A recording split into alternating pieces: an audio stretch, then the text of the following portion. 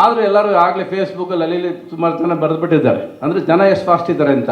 ಹಂಸಲೇಖ ಯಾಕೆ English title ಇಟ್ಟರು, ಕನ್ನಡ ಇಡಬಾರ್ದ ಅಂತ ಅಲ್ವಾ, ಕೇಳಿರ್ತೀರ ನೀವು. ಅದಕ್ಕೆ ನಾನು ಒಂದು ಹೇಳ್ತೀನಿ, ಓಕೆ ಕೆಳಗೆ ಸ ರಿ ಹಾಕೊಂಬಿಡಿ, ಸರಿ ಸ್ವರನೂ ಆಯಿತು ಸರಿನೂ ಆಯಿತು, ಮುಗಿದೋಯ್ತು ಕನ್ನಡ ಹಾಕಿ. ಕೆಳಗಡೆ ಓಕೆ ಹಾಕ್ಬಿಡಿ, ಮುಗಿದೋಯ್ತಲ್ಲ, ನಿಮ್ಗೆ ತೊಂದ್ರೆನೂ ಬೇಡ ಅಲ್ವಾ. ಸ್ವರ ಇದೆಯಲ್ಲ ನಿಮ್ಗೆ, ಅದಕ್ಕಿಂತ ಏನು ಬೇಕು. ಸೊ ಏನೇ ಮಾಡಿದ್ರು ರಾಜು, ನಾನು ಹೃದಯ ಆದರೆ you are my heartbeat, ನನ್ನ ಲೈಫಿನ ರಿದಮ್ ನೀವು. ಸೊ ನಿಮ್ಮ ಲೈಫು ನನ್ನಷ್ಟೇ ಫಾಸ್ಟಾಗಿ ಹೊರಡಲಿ, ಇದೇ ಥರ ಡೈರೆಕ್ಷನ್ ಮಾಡಿ ಗೆಲ್ಲಿ. ನಿಮ್ಮ ಜೊತೆ ನಾವು ಯಾವಾಗಲೂ ಇರ್ತೀವಿ ಸದಾ. ನಾನಲ್ಲ, ಇಡೀ ಕರ್ನಾಟಕ ನಿಮ್ಮ ಜೊತೆ ಇರುತ್ತೆ. ಇಲ್ಲೆಲ್ಲರೂ ಬಂದಿರೋದ್ರ ನನಗೆ ರಾಜೇಂದ್ರ ಸಿಂಗ್ ಬಾಬೆಲ್ಲ ನೋಡಿದ ತಕ್ಷಣ ನನಗೆ ಬಣ್ಣದ ಗೆಜ್ಜೆಲ್ಲ ನೆನಪಾಗೋಯ್ತು ನನಗೆ. ಅಂದರೆ ನಾನು ಕೊಲಗೌರವ ಸಿನಿಮಾದಲ್ಲಿ ಇಷ್ಟೇ ಇರಬೇಕಾದ್ರೆ ಅವರು ನನ್ನ ಫಸ್ಟ್ ಸಿಲೋಟಲ್ಲಿ ಫೋಟೋ ಹಿಡಿದವ್ರು. ನನಗೆ ಪ್ರೀಮಿಯರ್ ಸ್ಟುಡಿಯೋದಲ್ಲಿ ಕೂರಿಸಿ ಒಂದು ಕಡೆ ಫೋಟೋ ಹಿಡಿದು ಕ್ಯಾಪ್ ಅವತ್ತಿಗೆ ಹಾಕ್ಕೊಂಡಿದ್ದೆ. ಫಸ್ಟ್ ಫೋಟೋ ಹಿಡಿದವ್ರು ಅವರು. ನನಗೆ ಇವತ್ತಿಗೂ ನೆನಪಿದೆ. ಇವತ್ತಿಗೂ ಅದೇ ಕಳೆ ಸರ್ ನಿಮ್ಮ ಮಗದಲ್ಲಿ. ಹೀಗೆ ಇರಿ ಸರ್, ನಗ್ನಗ್ತಾ ನೀವು ನೋಡ್ರೆ ಖುಷಿ ಆಗುತ್ತೆ ಸರ್ ನನಗೆ. ಬಹುಶಃ ನೀವೆಲ್ಲ ಇದ್ದಿದ್ದಕ್ಕೆ, ನಾನು ನಿಮ್ಮ ಜೊತೆ ಬೆರೆದಿದ್ದಕ್ಕೆ ನಾನೊಬ್ಬ ರವಿಚಂದ್ರನ್ ಆಗಿದ್ದು ಅಂತ ನಂಬಿರೋನು ನಾನು. ಯಾಕಂದ್ರೆ ನಮ್ಮ ಆಫೀಸಲ್ಲಿ ಬರ್ದಿರೋರಿಲ್ಲ, ನಿಮ್ಗೆ ಗೊತ್ತು ಅಲ್ವಾ. ನಾನಾಗಲಿ ನೀವಾಗಲಿ ನಾವೇನಾದರೂ ಇಂಡಸ್ಟ್ರಿಯಲ್ಲಿ ಒಂದು ಸ್ಥಾನ ಪಡೆದಿದ್ದೀವಿ ಅಂದರೆ ಅದು ನಮ್ಮ ದೊಡ್ಡವ್ರು ಮಾಡಿರೋ ಪುಣ್ಯ. ಅವ್ರ ಜೊತೆ ಬೆಳೆದಿರೋದು, ಅವ್ರ ಮಧ್ಯ ಸಂಬಂಧ ಬೆಳೆದಿರೋದಕ್ಕೆ ನಾವು ಇಷ್ಟು ದೂರ ಬಂದಿರೋದು. ಹಾಕ್ರಪ್ಪ, ಪ್ರಶ್ನೆ ಹಾಕ್ರಪ್ಪ ಹೋಗ್ಲಿ. ಕಾಂಬಿನೇಷನ್ ಗೊತ್ತಿಲ್ಲ ನನಗೆ. ಈಗ ಅವ್ರು ಡೈರೆಕ್ಷನ್ ಹೇಳ್ತಿದ್ದಾರೆ, ಇನ್ನಂತ ಕಾಂಬಿನೇಷನ್ ಬರುತ್ತೆ ಅಲ್ಲ ರಜಾ, ಬರುತ್ತಾ? ನೀವು ಪ್ರೊಡ್ಯೂಸ್ ಮಾಡ್ತೀರಾ? ಅವ್ರು ಹೇಳಿದ್ರು ಆಗಲೇ ಯಾರು ಪ್ರೊಡ್ಯೂಸರ್ಗಳೇ ಇಲ್ಲ ಇವತ್ತು ಅಂತ ಅಲ್ವಾ. ಆವತ್ತು ನಮ್ಮಪ್ಪ ಬೆನ್ನೆಲುಬಾಗಿದ್ದರು, ದುಡ್ಡಿನ ಲೆಕ್ಕನೇ ಗೊತ್ತಿರಲಿಲ್ಲ ನನಗೆ. ಇವಾಗ ಸ್ವಲ್ಪ ದುಡ್ಡಿನ ಸ್ವಲ್ಪ ಸಮಸ್ಯೆ ಇದೆ. ಈಗ ರೆಡಿ ಮಾಡ್ತೀನಿ, ಒಂದು ಸಿನಿಮಾ ಬೇರೆ ರೆಡಿ ಮಾಡಿದ್ದೀನಿ, ಪ್ರೇಮ್ ಲೋಕ ಅಂತ ಮಾಡಿಲ್ಲ, I am god the crazy ಅಂತ ಮಾಡಿದ್ದೀನಿ. ಅದರಲ್ಲಿ ಸಾಕಷ್ಟು 10 ಮತ್ತು 24 ಹಾಡು, ಅದೆಷ್ಟು ಬೇಕೋ ಹಾಡಷ್ಟು ಇದೆ, ನಿಮ್ಗೆ ಸಾಕಷ್ಟು ಇದೆ. ಅದು ಈಗ ಆ ವಿಷಯ ಬೇಡ, ಅದು ಆಮೇಲೆ ಮಾತಾಡ್ತೀನಿ ನಾನು. ಹಾಕ್ರಪ್ಪ ಒಂದಷ್ಟು ಪ್ರಶ್ನೆಗಳು ಮುಗಿಸ್ಕೊಂಡು ಹೋಗೋಣ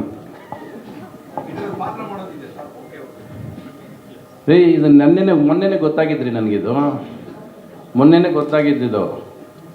ಅವ್ರು ಬಂದು ಇನ್ವಿಟೇಷನ್ ಕೊಟ್ಟೋದ್ರೆ ಇನ್ವಿಟೇಷನ್ ಓಪನು ಮಾಡಿಲ್ಲ ನಾನು. ಆಮೇಲೆ ನೋಡಿದ್ರೆ ಅದ್ರಲ್ಲಿ ಫೋಟೋ ಇದೆ ನಂದು. ಅವ್ರು ಅದಲ್ಲೇ ಅವರು ನಾನು ಸೇರಿದಾಗ ನಾನು ಬಹುಶಃ ಲೈಫಲ್ಲಿ ನಗದು ಕಡಿಮೆ ನಾನು, ಬಟ್ ಅವರಿದ್ದಾಗ ಮಾತ್ರ ಜಾಸ್ತಿ ನಗ್ತೀನಿ ನಾನು. ಅವರ ಕಾಂಬಿನೇಷನಲ್ಲಿ ಬರೋವಂಥ ನಗು ನಾನು ಬೇರೆ ಯಾರ ಜೊತೆನೂ ಬರೋದಿಲ್ಲ ನನಗೆ. ಅದು ಕೌಂಟ್ರ್ ಮೇಲೆ ಕೌಂಟ್ರ್ ಇಬ್ಬರು ಮಾತಾಡ್ತಾ ಅಷ್ಟು ನಗ್ತೀನಿ ನಾನು. ಅಂದರೆ ಒಂದು ತಿಂಗಳಿಗೆ ಆರೋಗೋಷ್ಟು ಭಾರ ಉಳ್ಕೊಳ್ತೇನೆ ನನ್ನ ಮನಸ್ಸಲ್ಲಿ. ಅಷ್ಟು ಮಾತಾಡ್ತೀವಿ, ಅಷ್ಟು ಪ್ರೀತಿಯಿಂದ. ಯಾವತ್ತೂ ಆ ಸ್ನೇಹ ಇವತ್ತೂ ಕಡಿಮೆ ಆಗಿಲ್ಲ. ಆ್ಯಕ್ಚುಲಾಗಿ ದೂರ ಆಗಿರ್ಬೋದು ನಾವು, ಬಟ್ ದೂರ ಆಗಿದ್ದರೂ ಕೂಡ ನಮ್ಮ ಸ್ನೇಹ ಮಾತ್ರ ಯಾವತ್ತೂ ಕಡಿಮೆ ಆಗಿಲ್ಲ. ಅದು ಹಾಗೆ ಗಟ್ಟಿಯಾಗೇ ಇದೆ. ಅದು ಬಹುಶಃ ಸಿನಿಮಾ ಮಾಡೋಕ್ಕಾಗಿಲ್ವೇನೋ ಜೊತೆಯಲ್ಲಿ ಅನ್ನೋದು ಅದು ಆಮೇಲೆ ಪ್ರಶ್ನೆ.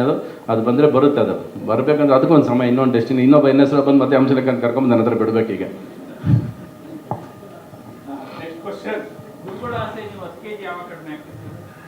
ನೋಡ್ರಿ ಇವಾಗ ಅನ್ಸುತ್ತೇನು ಸರ್, ಈಗ ನನ್ನ ಸಿನಿಮಾದಲ್ಲಿ, ನಾನು ಶೂಟ್ ಮಾಡಿರೋ ಸಿನಿಮಾದಲ್ಲಿ, ನಾನು ಡೈರೆಕ್ಟ್ ಮಾಡಿರೋ ಸಿನಿಮಾದಲ್ಲಿ ಈ ಹೊಟ್ಟೆ ತೋರಿಸ್ಬಿಡಿ ಸಿನಿಮಾ ಇಂಡಸ್ಟ್ರಿ ಬಿಟ್ಬಿಡ್ತೀನಿ ನಾನು. ಡೈರೆಕ್ಷನ್ ಮಾಡಬೇಕಾದ್ರೆ ನಾವು ಬಿಡೋ ಶಾರ್ಟ್ಸ್ ಮೇಲೆ ನಮ್ಮ ವೀಕ್ನೆಸ್ನ ಕವರ್ ಮಾಡ್ಕೊಂಡು ಹೊರಟೋಗ್ತೀವಿ ನಾವು. ಅದು ಕಾಣಿಸೋದಿಲ್ಲ. ಅದು ಕೆಲವು ಡೈರೆಕ್ಟರ್ಸ್ ಪಾಪ ಅವ್ರು ಬ್ಲಾಕ್ ಇಟ್ಕೋತಾರೆ, ಅವ್ರು ಚೇಂಜ್ ಮಾಡಲ್ಲ, ನಾವು ಹೆಂಗೆ. ಬಟ್ ನಾನು ಯಾವಾಗಲೂ ಸಿನಿಮಾ ನಂಬಿರೋದೇನೆಂದರೆ, ಆ ಪರದೆಗೆ ನಾವು ಯಾರನ್ನೇ ಕರ್ಕೊಂಬಂದು ಹಾಕಿದ್ರು ಅವ್ರನ್ನ ಸುಂದರವಾಗಿ ತೋರಿಸ್ಬೇಕು, ಚೆನ್ನಾಗಿ ತೋರಿಸ್ಬೇಕು ಅನ್ನೋ ಉದ್ದೇಶ ಇಟ್ಕೊಂಡು ಮಾಡಿದಾಗ ಇವೆಲ್ಲ ಕವರ್ ಆಗ್ಬೋದು. ಆ್ಯಂಡ್ ಇವತ್ತು ಗ್ರಾಫಿಕ್ಸಲ್ಲಿ 10 kg 20 kg ಒಂದು ಸೆಕೆಂಡಿಗೆ ತೆಗೆದು ಬಿಸಾಕ್ತಾರೆ, ಅದೇನು ತೊಂದರೆ ಇಲ್ಲ. ಯಾಕಂದರೆ ಇವಾಗ ನಾನು ಅದ್ರ ಬಗ್ಗೆ ಪ್ರಾಬ್ಲಮ್ ಹೇಳಿದ್ರೆ ಸಮಸ್ಯೆ ಸರೋಗೋದಿಲ್ಲ. ಯಾಕೆ ಅಂತ, ನಾನು ಎಕ್ಸಸೈಸ್ ಮಾಡೋಕ್ಕೂ ಆಗಲ್ಲ, ವೆಯ್ಟ್ಸ್ ತೆಗಿಯೋಕ್ಕೂ ಆಗಲ್ಲ, ಸ್ವಿಮ್ಮಿಂಗ್ ಮಾಡೋಕ್ಕೂ ಆಗಲ್ಲ, ಏನೂ ಮಾಡೋಕ್ಕಾಗಲ್ಲ. ನಾನು ತಿನ್ನೋದು ಇಲ್ಲ, ಕುಡಿಯೋದಿಲ್ಲ, ಸಿಗರೇಟ್ ಸೇದೋದು ಇಲ್ಲ. ಇದು ಯಾಕೆ ಬಂತು ಅನ್ನೋದು ಗೊತ್ತಿಲ್ಲ ನನಗೆ.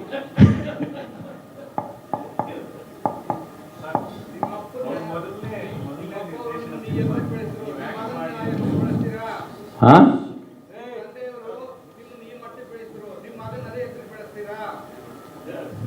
ಸ್ವಲ್ಪ ಹತ್ರ ಬನ್ನಿ ಸರ್ ನೀವು.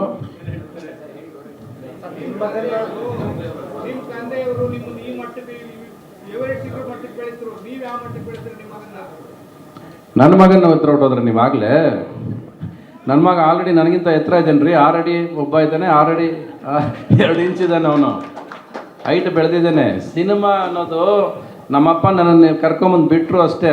ಆಮೇಲೆ ಮುಂದೋಗಿದ್ದು ನಾನೇ. ನಮ್ಮಪ್ಪ ಏನು ನನಗೇನು ಹೇಳ್ಕೊಂಡು ಹೋಗಲಿಲ್ಲ, ಎಲ್ಲ ಕಲ್ತ್ಕೊಂಡು ಬಂದಿದ್ದು ನಾನೇ ಇಲ್ಲಿ ಕೂತ್ಕೊಂಡು. ನಮ್ಮಪ್ಪ ಬೆನ್ನೆಲುಬಾಗಿ ಪ್ರೀತಿಯಿಂದ ಯಾವಾಗಲೂ ಜೊತೆಲಿರೋರು ಏನು ಮಾಡಿದ್ರು ಅದೇ ಥರ ನನ್ನ ಮಕ್ಳಿಗೂ ನನ್ನ ಜೊತೆಲಿದ್ದೀರಿ. ಬಹುಶಃ ಸ್ವಲ್ಪ ಸಮಯ ಆಟ ಆಡಿಸುತ್ತಾ ಇದ್ದೆ, ಅವ್ರಿಗೊಂದು ಅಂಶ ಲೆಕ್ಕ ಸಿಕ್ಕಿಲ್ವೇನೋ, ಸಿಕ್ಕಿದ್ರೆ ಬರ್ತಾರೆ ಅವರು. ಇವರನ್ನ ಏನೋ ಕೇಳಿದ್ರು ಪಾಪ.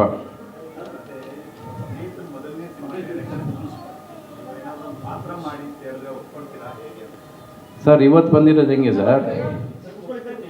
ಹಾಂ, ಪ್ರೊಡ್ಯೂಸರ್ ಸರ್ ಇದಕ್ಕೆ ನೀವೇ ಪ್ರೊಡ್ಯೂಸರ್ ರಾಜು? ಹ್ಞೂ ನೀವಾ? ಹಂಗಾರೆ ದುಡ್ಡು ಕೇಳ್ತೀನಿ.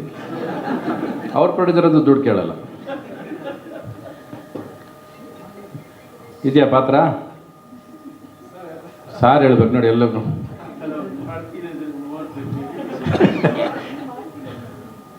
ಅವ್ರು ಯೋಚನೆ ಮಾಡ್ತಾರೆ ಇವಾಗ ಸದ್ಯಕ್ಕೆ ಮಾರ್ಕೆಟ್ ಕಡಿಮೆ ಇದೆಯಲ್ಲ, ಪಟ್ಟಂತ ಆನ್ಸರ್ ಬರೋದಿಲ್ಲ. ಐ ಆಮ್ ಗಾಡ್ ಆದ್ಮೇಲೆ ಬನ್ನಿ ಸರ್ ನೀವು, ನಾನು ರೇಟ್ ಹೇಳ್ತೀನಿ.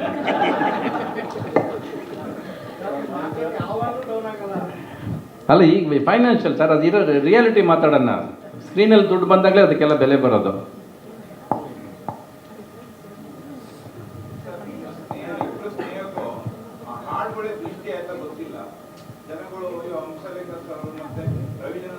ಮಾತಾಡ್ತಿಲ್ಲ ಅಂತ ಹೇಳಿದ್ರು, ಅದು ನೀವು ಹೇಳಿದ್ ನೋಡಿದ್ರೆ ಸ್ನೇಹಕ್ಕೆ ಎಂತ ಬೆಲೆ ಕೊಡ್ತೀರ ಅಂತ ಹೇಳಿ, ಸ್ನೇಹ ಅಂದ್ರೆ ಏನು ಅಂತ ಗೊತ್ತಾಗುತ್ತೆ.